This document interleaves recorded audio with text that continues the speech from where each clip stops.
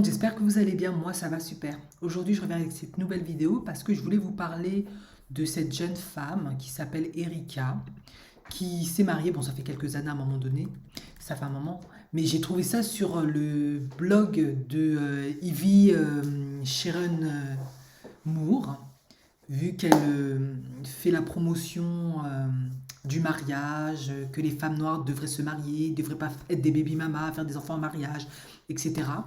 Donc, elle publie régulièrement du contenu et ça, c'est un post que j'ai trouvé intéressant que je voulais vous partager. Bon, je ne sais pas trop pourquoi. Probablement à cause des photos et de la manière dont ils ont annoncé leur mariage.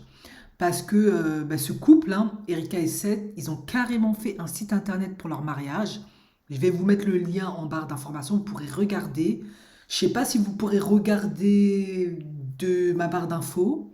En tout cas, moi, j'ai pu le voir à partir du blog de Ivy.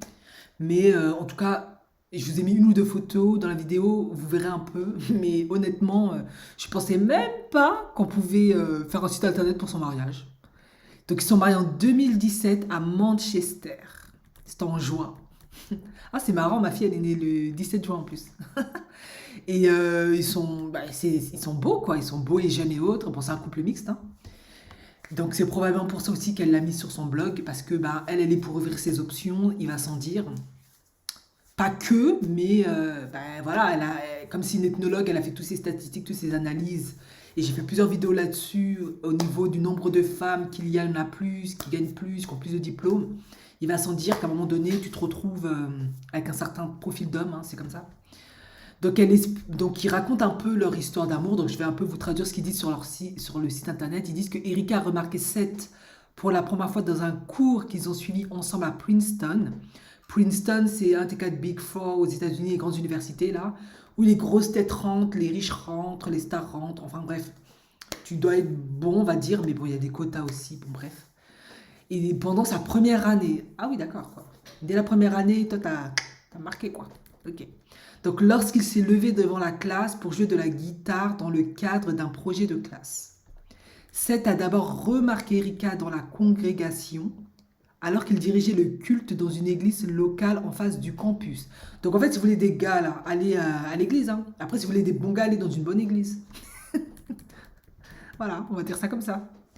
Donc, ils sont devenus de bons amis grâce à Princeton Faith and Action. Ouh là là, en plus, ils sont généreux. Ouh là là. Alléluia. Le ministère sur le campus dans lequel ils ont tous deux servi. Ouais, bon, vous avez vu, hein. Je pense aussi pourquoi ça s'est aussi passé comme ça, parce que c'est des chrétiens. Ils ont la foi, etc. Donc, il y a certaines valeurs qui sont importantes pour eux, le mariage, les enfants, la famille, etc. Donc, c'est après l'une des réunions hebdomadaires de PFA, ça je sais pas ce que c'est, que Seth a invité Erika à leur premier rendez-vous.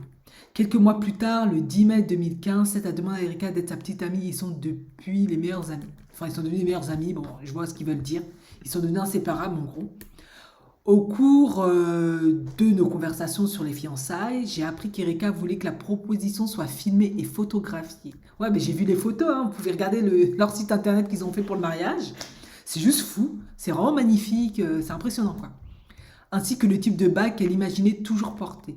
Étant à Cleveland pendant la majeure partie de l'année, pendant la saison de football, ouais, ça se voit que c'est un footballeur, un sportif, je savais qu'il serait difficile de proposer à Erika dans sa ville natale, mais avec notre mariage souhaité étant l'été 2017, je savais que je devais trouver un moyen de me rendre au New Jersey avant la fin de la saison.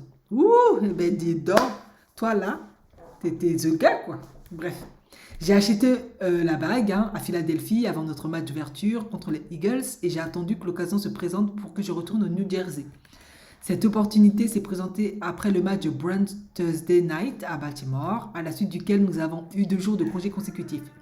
Avant cette époque, j'avais convaincu Erika que l'université de Princeton attendait une ouverture dans mon emploi du temps pour me ramener sur le campus pour filmer un court documentaire à utiliser à des fins de recrutement. Ouais, ouais, ça c'était pour la fin, t'es ok. Ce qui était 100% faux.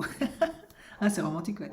Quelque part en cours de route, je l'ai également convaincu que les producteurs voulaient également lui parler pour avoir son point de vue sur notre temps ensemble sur le campus.